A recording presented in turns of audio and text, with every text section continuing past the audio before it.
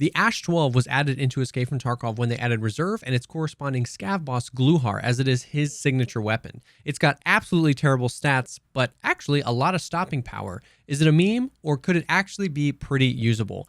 Before we find out, I would love to talk about today's sponsor for this video, Skillshare.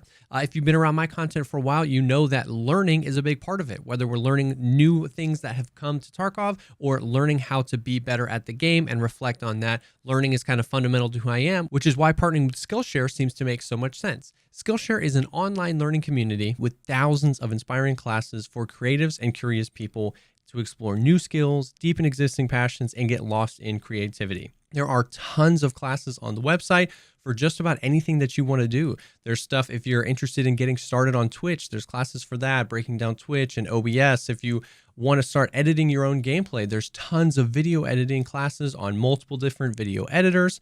I personally have always been excited and interested about photography as it's so closely related to videography, which is what I've done in the past.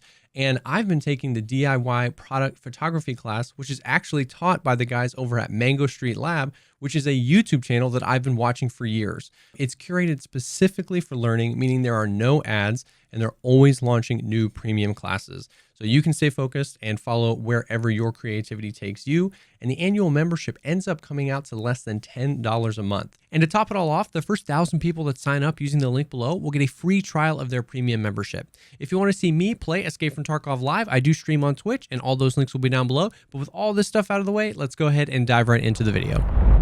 So, of course, we are talking about the Ash 12. Like we said, this was added into the game with Reserve and with Gluhar. You find this on him. It's basically the only way that you find it. You might be able to find it like secret stashes or something, but Gluhar wields this thing most of the time, and it's kind of often just passed up and overlooked as this big clunky weapon that just shoots a big round, and that's basically what it is.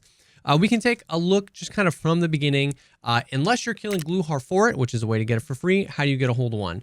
On the flea market, these run about 70K normally, but because so few of them appear, sometimes they can range up to like 100K. Like if you check this later, it might fall down to 60 or 70K.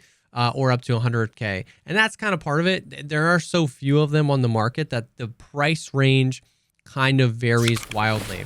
However, you can barter for this weapon, and there's two ways to do that. The first way is just proper level 4. You can barter for it using a military circuit board and wires. Wires normally run in the 10K range, and the military circuit boards stay pretty consistent because they're craftable and they're used for a lot of things around the 50,000 ruble range. So for about 60,000 rubles, even if these pump up to 60,000 rubles for the circuit boards, for about 70,000 rubles, you can barter for yourself a Ash 12. You can unfortunately only get one.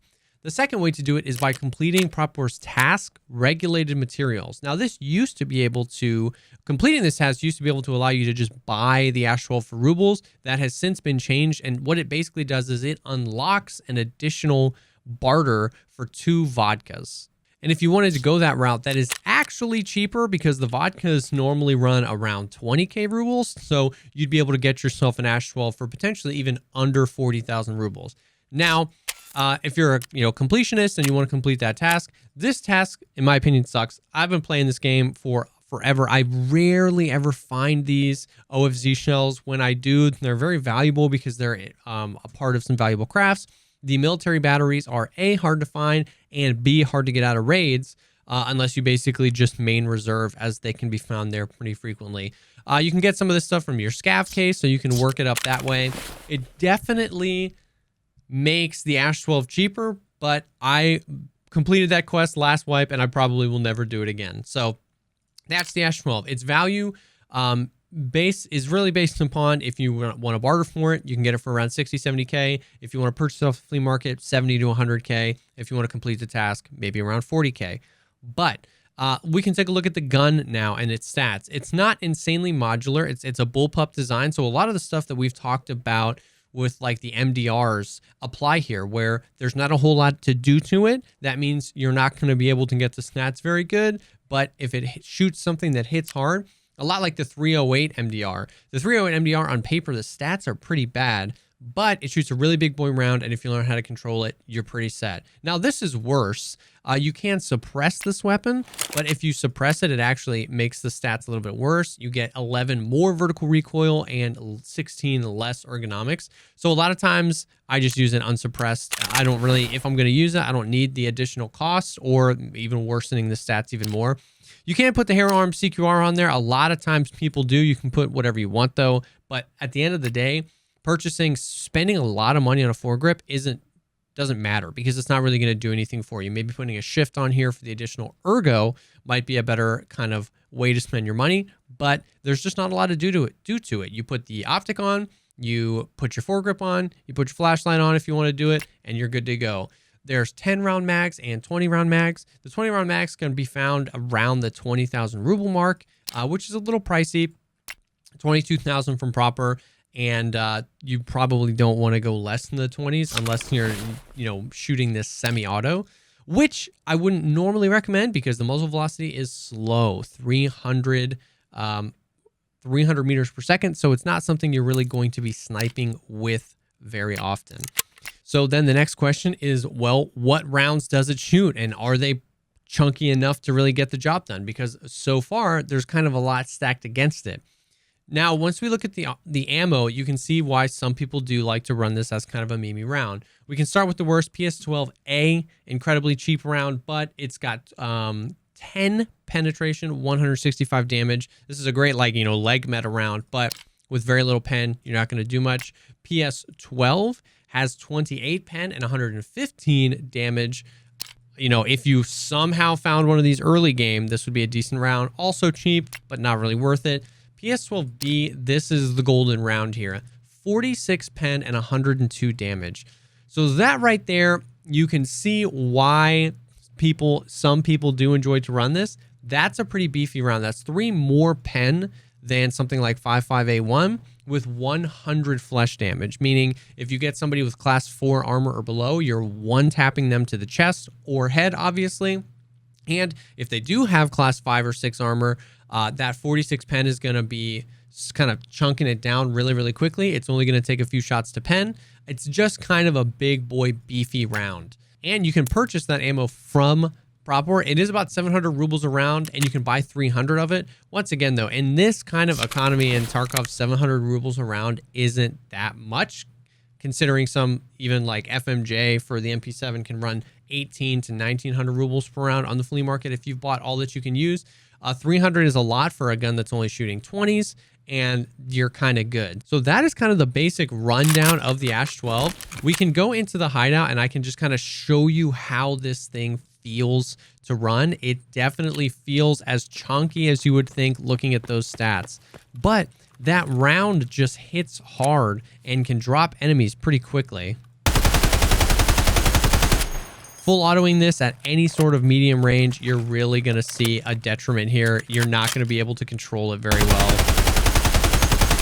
Like, it's just rough. This is kind of a close quarters weapon. This is a factory crusher, a point fire destroyer. And you can single tap out to that medium range pretty well. But that's kind of it. At the end of the day, this is probably one of the first guns in our meme or meta segment that really just truly is, for the most part, a meme. This thing can be functional, and the ammo supports that in the sense that if you like using weapons that kind of stack against you and give you a disadvantage, and like mastering your positioning and your aim to really take down enemies, the ammo is capable. If this round was in any other gun or any other caliber, this would be considered a really, really meta round. Once again, we look at something like 55A1 with less damage and less pen, but it's just as much as the stats of the ammo matter, the gun matters. This is a slow rate of fire. These bullets don't shoot fast. It's got a lot of recoil. So this is one of those things where these are the type of meme guns that I enjoy, where I'm not just running around with a thermal on a Taz and just basically flushing money down the toilet. But if you like to challenge yourself, if you like to see how well you can position and how well you can aim, this is a gun that will reward you for hitting shots and will reward you for out-positioning your enemy. So I think for the most part, spending the 100,000, 150,000 rubles on the gun, any attachments you want, a few magazines, and the ammo is probably not worth it. Definitely not worth it sitting next to some of the other guns that you can get in that category. But this is something I still wanted to make a video on for that exact reason, because together it does combine to make something that is usable, is functional, if you like to give yourself that kind of disadvantage. So the Ash 12, for the most part, a meme, but I would definitely recommend you try it out because it can be a blast wiping teams of people with this bad boy. So I hope this helped. I hope that this just kind of like videos like this just kind of broaden your perspective on something might not be all the way meta where everything is for it, but it can have a few things in its favor and then a few things kind of working against it, and that can still come together to make something that's just fun to use in Escape from Tarkov. Thank you so much, as always, for taking the time to check out this video. If you like this video, think about dropping a like, commenting down below, or subscribing to the channel for more content like this. Like we said before, I stream Escape from Tarkov on Twitch. All my links will be down below. And if you're looking for people to play Tarkov with, our Discord is an awesome place to be. Definitely check that out. That link is down below as well. Thank you again for stopping by, and I will definitely see y'all on the next one.